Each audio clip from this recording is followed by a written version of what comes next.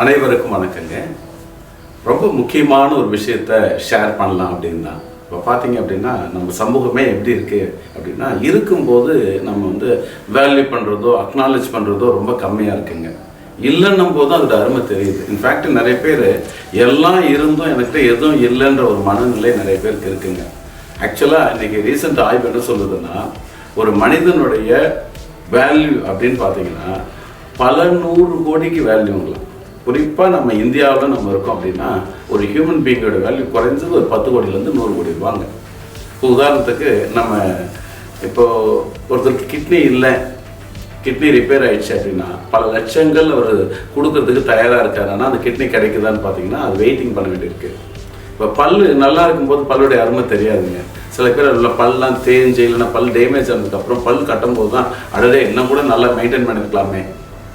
Heart நல்லா maintain பண்ணும்போது அது அருமை தெரியாதுங்க. ஹார்ட் சரியில்லை, அது பார்த்தீங்கன்னா ஆன்ஜியோ பண்ணியிருக்காங்க இல்லைன்னா ஃபேஸ் மேக்கர் கருவி வைக்கும்போது தான் நம்ம அதோட அருமை தெரிய வருதுங்க.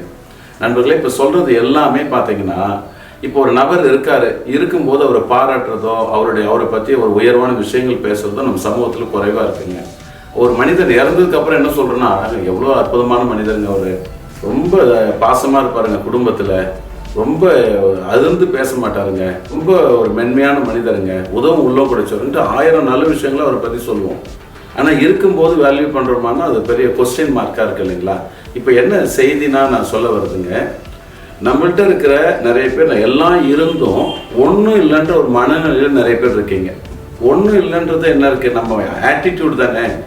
அப்போ எல்லாமும் இருக்குது, என்கிட்ட இருக்குது. உதாரணத்துக்கு இப்போ நம்ம உடம்புல இருக்க ஒவ்வொரு பார்ட்டியும் நம்ம வேல்யூ பண்ணோம் அப்படின்னா அதுவே பல கோடி வேல்யூங்க.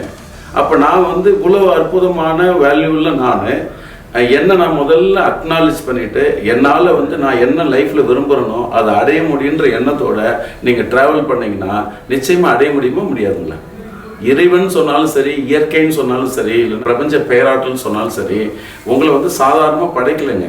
இந்த உலகத்தில் இருக்க ஒவ்வொன்றுமே அதிசயத்தின் அதிசயம். அதனால தான் யூ ஆர் யூனிக் பீயிங் அப்படின்றாங்க. யூனிக்னா என்ன, ரொம்ப அதிசயம். இப்போ உங்கள் கை ரேகை, உங்களுக்கு இருக்கிற கட்டை விரல் ரேகை மாதிரி இந்த உலகத்தில் இருக்க யாருக்கும் இல்லைங்க. உலகத்தில் இருக்க ஒவ்வொரு ஜீவராசியுமே ஒரு உன்னதமானது, அற்புதமானது, ஆச்சரியமானதுங்க. இப்போ இன்னைக்கு காலையில் கூட ஜஸ்ட் அப்படியே நான் போயிட்டு இருப்போம், ஒரு டாக் பார்க்குற அந்த கண் அப்படியே பளிங்கு மாதிரி அப்படியே மின்னுது. அது எவ்வளோ அற்புதமானது பாருங்கள். இந்த இயற்கை படைத்த ஒவ்வொன்றுமே ஒவ்வொரு பொருளுக்கும் டைனி திங்ஸ், சின்னதுலேருந்து பெருசு வரைக்கும். இப்போ மனித ஆற்றலை பற்றி நம்ம பேசுகிறோன்னா இந்த பிரபஞ்ச ஆற்றலில் பல லட்சம் கோடி உயிர்கள் இருக்குது, பல விதமான அற்புதமான விஷயங்கள்லாம் இருக்குன்னு அந்த படைப்பாற்றல் நினச்சா வியக்க தான் வேணும் இருக்குங்க. அப்போ நாம் இந்த பூமிக்கு வந்ததுக்கு ஒரு காரணம் இருக்குது. உங்கள்கிட்ட இருக்க நல்லதை நீங்கள் வேல்யூ பண்ணி அக்னாலேஜ் பண்ணி இறைவன் எனக்கு எவ்வளோ அற்புதமான விஷயத்தை கொடுத்துருக்காருன்ற எண்ணத்தோட நீங்கள் பாசிட்டிவாக ட்ராவல் பண்ணிங்கன்னா லைஃப் இன்னும் கூட அழகாக இருக்குங்க, அற்புதமாக இருக்குங்க. ஸோ இந்த நாள் இனிய நாளாக அமையட்டும். வாழ்த்துக்கள்.